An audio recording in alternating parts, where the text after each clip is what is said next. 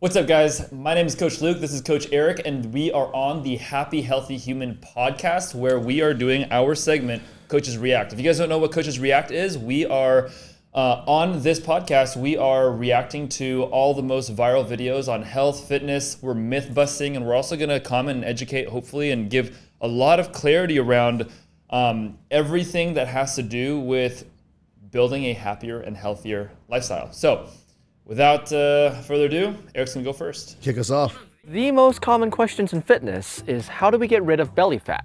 And so all around the planet we see people doing things like sit-ups and crunches, trying to get rid of that stubborn gut. And the good news is we can lose belly fat.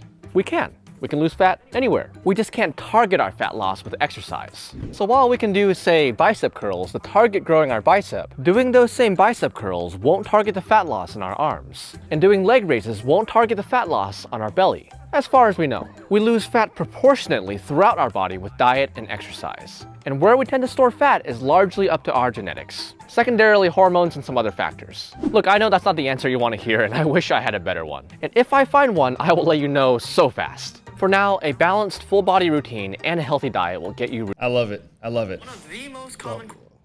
Okay, biggest thing that sticks out to me. That's from hybrid calisthenics. One of the most common. I love the clarity that he gives. Unfortunately, that's just like not really super great marketing because no one wants to hear that the only way to lose body fat is through amazing nutrition and great exercise. But he's right. Yeah, there's no way to spot reduce. There's there's zero research out there on being able to lose body fat specifically from the belly and only from the belly. However, his point in that video is that in order for you to lose belly fat, the big focus is actually to focus on optimizing your nutrition and not optimizing a specifically targeted area of exercise in order to lose body fat in that area. It's crazy though. I have multiple clients who have told me, who have literally said these words. They're like, within the first week to 2 weeks of me training them, they'll be like, it's crazy. I feel like I'm already losing body fat in my stomach area. And the reason why that's valid in the early stages is because if you don't exercise and then you exercise specifically in the core, you can feel like you are losing belly fat because you have a tighter stomach or because you're sore in the belly area. Yeah. So the sensation of feeling and working the muscles in your core can actually help you lose or feel like you're losing body fat without actually losing body fat. Okay. Yeah, I agree with that. Have you had that experience? No, I personally have not. Really? No. Well, it's been a while since you went from zero to something, right? Yeah, but I would agree. I mean, my take is I agree. And I don't think you can spot reduce outside of like getting surgery. It's probably the fastest way to spot reduce. And also I think just something to put out there is like, everybody's built differently and you can't help where you store fat and where you don't. Yeah, for sure. But what you can help is you can help where you build muscle and where you don't. Some people are not going to like that. So you can targeted build muscle. For sure. But you cannot targeted lose fat, unfortunately. So yep. I really like his take, whoever hybrid calisthenics is. I love it. What you cooking? Here is one from Dr. Mike Israetel. Oh, I had one from him. What kind of movements to do? The answer is usually compound, large muscle mass, more or less whole body movements. Presses, pulls, upright rows, shoulder presses, squats, deadlifts, things like that. They train 3 or 4 muscles at a time, so they're insanely time efficient. They harden up your body for an insane amount of anti-injury resilience, because like if you can pick 200 pounds off the ground, unloading groceries is not going to pull out your back, chances are. They are also insanely metabolically costly, so they give you some cardiovascular benefits as well. They promote a huge degree of muscle mass accretion, and they give you a ton of not just injury resilience, but real world strength. They hugely modify how you look and how you feel. So instead of going there and going to the cable machine and doing like one arm side raises for the side delt, which is the size of 2 fingers and exerts a very minimal metabolic effect on the whole body, presses, pulls, full squats, lunges, these are the movements you want to cultivate. What do you think? I mean, first of all, I gotta just say, like, Dr. Mike is just the buffest nerd ever. 100%. He's such a buff nerd. Yep. Really like him. He's the GOAT. Yeah, he's awesome. I mean, that's what we do here. That's what I do. That's what you do. I see what he just described as deadlift, squat, bench, press. Those are like, I call those like the big rocks, right? So those are the big. If you had to fill your jar, those are the big rocks, the foundation, and then you can like sprinkle in like sand, like or little pebbles, and then sand afterwards. Those would be like the accessories and all the other pretty type things, right? Yeah, I 100% agree. That's the best way to build muscle. Absolutely, is doing compound lifts because it just shreds your CNS if you stimulate it enough, and it's just highly efficient. Can you build muscle doing isolated movements? Absolutely. I think it just depends on what your goal is, but overall, I think compound movements are the way to go. Yep. Love it. Agreed. How about you? Yeah, I agree 100%. I think it's the most efficient way to get there because you're working with multiple muscle groups at the same time without having to go back and forth between one isolated group here and one isolated group here. And it just saves you a bunch of time. Yeah. Well, I would say time and energy. Oh, so yeah. Hey, dude, I would pull your mic in a little bit more. Oh yeah. All Yeah. right. Just Here we go. I don't want you. We're very agreeable today. We're very. Oh, I had a Mike Israel clip too. Oh. Maybe not. I'll move on since unless you want to go If double this mic. is funny, I'll take it. Well, I think mine he's is hilarious. the optimal routine to get jacked, which is pretty much what you just showed me.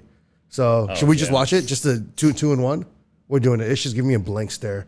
He's saying no. He said don't do it. He said don't do All right, we're gonna do another one and we'll put that one in the other episode. All right, cool. If CrossFit were Okay. Oh, cool. So this is Ryan Magin and my boy Ryan Fisher here. Okay, Ryan Fisher is jacked. So, all right. So Ryan Fisher is a gym owner and online coach, and has some hot takes. Really good nutrition guy though.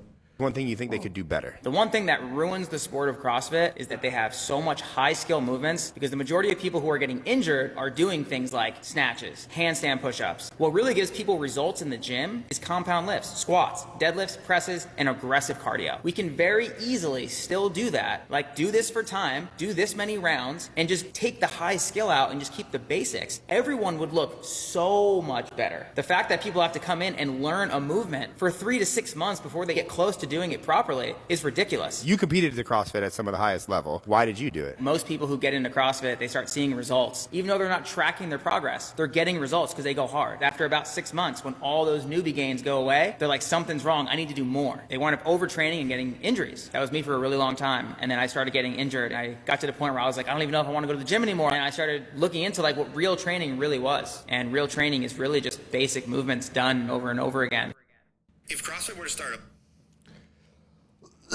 That's a hot take right there. That's a hot take. That's a hot take. I'm sure he That's got a hot lot of take. views on that one. That's a CrossFitter talking about CrossFit. Yep, an ex-CrossFitter, right? I mean, he's not wrong. I mean, if you are trying to, if someone who is brand new at exercise is trying to lower the barrier of entry, if you are brand new at exercise and you are trying to lower the barrier of entry, get as consistent as possible and start as fast as possible, then you need to do movements that do not require that much skill. Because if your skill requirement is so high to the point where you can barely even get a good workout in and you can't even challenge yourself, then forget trying to make change.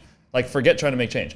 Now, that being said, in the long run, I do believe that training gets boring when you do the same movements over and over and over and over again. And so that's where I feel like CrossFit really does serve a certain fitness population, because I really believe that CrossFit is fun. It is the most fun way for someone to either maintain or gains in their fitness. Like, it's really hard for anyone to like almost like have a terrible time in a class that's well run with well done programming and really skilled coaches. Like, it's really hard for CrossFit to not be a good experience. But that being said, it's dependent on those contingencies, and it's also dependent on, I think, where each person is coming in. So, I mean, Ryan is talking to the beginner and the person who has a very, I would say, intentional goal of trying to look better and feel better as soon as possible.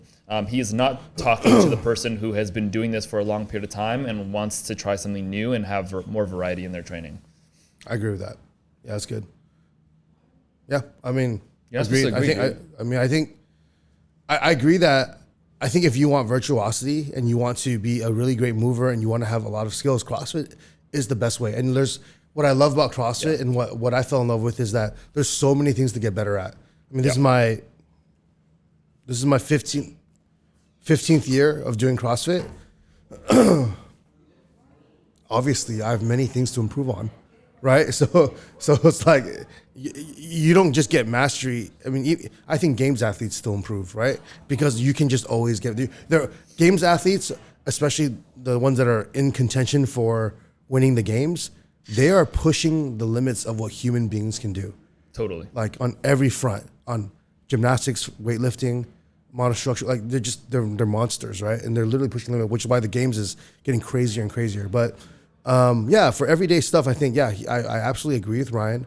I think it's you just gotta show up and do the boring work in as fun of a way as possible. Yep. And I do think as far as just for getting fitter overall metabolically, I think that the argument that he kind of leaves out is that I think training snatches in full ranges of motion, clean squats in full ranges of motions, that improves your mobility. Yeah. Because those are high skill movements that are expressions of fitness. Yep. As opposed to being a test, right? They're just you can express yourself that way. So but just for the everyday person that's just getting started, I think absolutely agree. I think And I think that is something that is the component that is missing in kind of like this new hybrid athlete movement that's going on, is that like hybrid athletes are really great at strength training. They're great at like, or whatever hybrid athlete whatever you want to call that, but like strength training, they do a bunch of accessories. That's what High Rocks is, right? High Rocks, like they do a bunch of, High Rocks is a little bit more functional. They just don't do like high range of motion stuff, but in my opinion, like hybrid athletes are great at running. They have awesome zone 2, zone 3 cardio. They're amazing, they're strong and they're jacked, but they can't hold something over their head with a full range of motion and bend their knees at the same time. Like it's very difficult for them to do that. And so, but I mean, what you need is what you need, So you just got to do what you need. Yeah. I mean, I'd argue that outside of weightlifting, the snatch doesn't really exist in the real world though. Like that moving in that motion doesn't really exist in the real world. So I can see why it's an argument. Push press though. 100%, yeah, but that's like pulling something overhead in one movement, getting to end range of motion in your squat, and then standing it up doesn't really. It's really cool because I think it looks cool and it feels cool, right? But is it functional? I don't know. Hot take on weightlifters there, but I love weightlifting and that's not what it's about. So that's what we got. We got 3 clips today on Coaches React. Thanks for joining us, and please send us any clips that you guys want us to check out or audit or give you some feedback on. Shout out to Esther Chan, who sent me a ton of clips to go over. So we're going to be reviewing some of those for you, but please keep them coming. We love any kind of feedback, and we want to ultimately answer your questions. So thanks for joining us. Stay healthy. Stay happy. Peace. Peace.